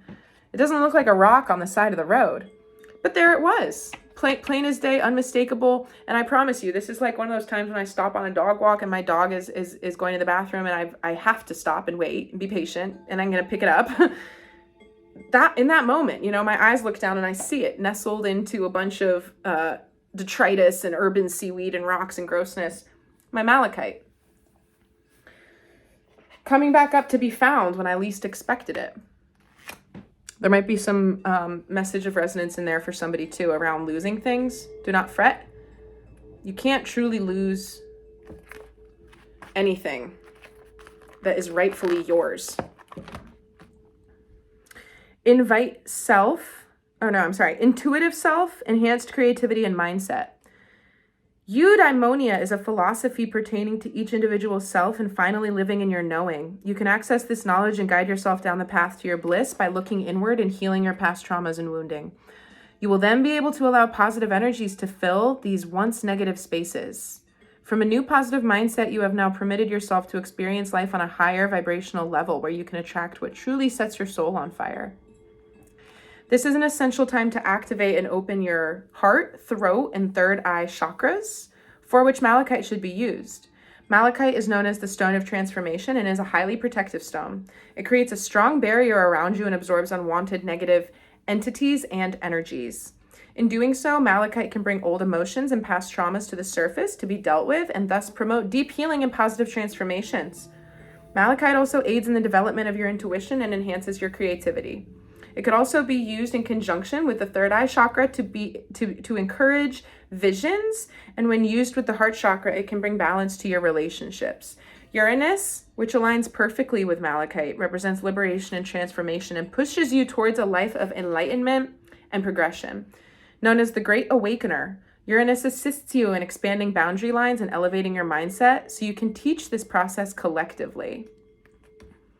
Here's the guidance that accompanies this card. Reprogram your mindset. Actively make the decision daily when you're feeling low, irritated, or frustrated to reframe your state of mind. Expressing yourself in a higher vibrational frequency and allowing yourself to take a positive from a negative situation moves you one step closer to reprogramming your old negative thought patterns. Begin by identifying the negative thoughts, then counteract them by thinking or writing down 3 positive or beneficial outcomes that came from this negativity. By doing this, you will begin to align yourself with the vibrational energies you wish to attract. That is textbook cognitive behavioral therapy, identifying limiting thought patterns and counteracting them. If you want to do any thought patterning exercises, I have worksheets that I've made around that, inner child healing and certain CBT exercises. If you're interested, I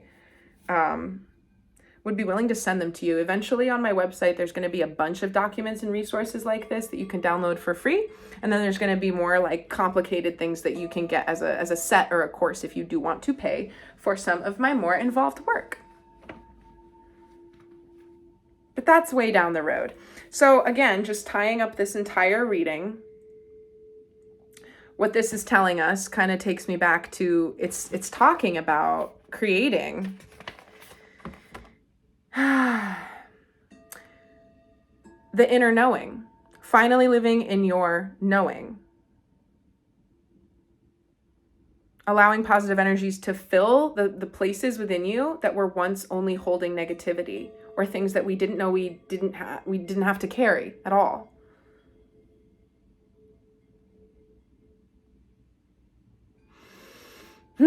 Spaciousness is the key word that my guides are dropping into my mind right now. So with everything that burdens you right now, with all of the fears, the worries, the spaces of big question mark, spaciousness. Give your body spaciousness when you breathe out. Allow spaciousness to be this like light quality, this little glowing, energetic buoyancy that kind of elevates all your cells, any amount of density or heaviness. Allow to breathe the idea of spaciousness into your physical vessel and into the situations that feel like your nose is pressed right up against them. Breathe spaciousness into the idea of those dynamics. Breathe spaciousness into the things that feel pressing and urgent to give yourself a freedom around the timeline of like how things have to be, because that's not real.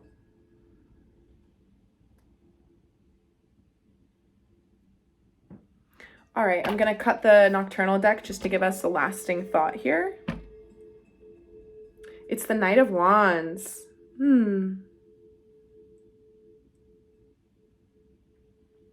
It's the Knight of Wands. Passionate forward motion. Okay, well, I hope that people enjoyed that. That was highly enjoyable for me. Thanks for sitting with me and being with me today. If you did take the time to do it, I appreciate your energy and your contribution throughout the quantum space-time continuum. I really hope that everybody's doing well. I really hope that people are feeling stable and balanced. I'm in my painting onesie today. You know that I mean business. If there's one thing to know about me, it's that if I'm wearing my painting onesie, that I mean business. And I'm about to begin a 6-portrait series that I have to complete in a completely unreasonable amount of time because I have a problem that I'm working to overcome that I developed in college where I absolutely need to wait to the last minute to do something or else I don't perform. Maybe people can relate. So I'll be probably posting some time lapses of this because I'm about to just be painting for days. Wish me luck. Happy holidays and Merry Christmas to everybody who celebrates. I will come back on to do a little short tomorrow in the way that I said, where it's going to be basically a blind reading. And then we get to look forward to the 2024 forecast, which again, I've been working with my guides to generate the concepts and the channeling that I need to share for the highest best of anybody who may ever access these videos one day. And it's going to be awesome. Go forth and prosper. Sending love to everybody.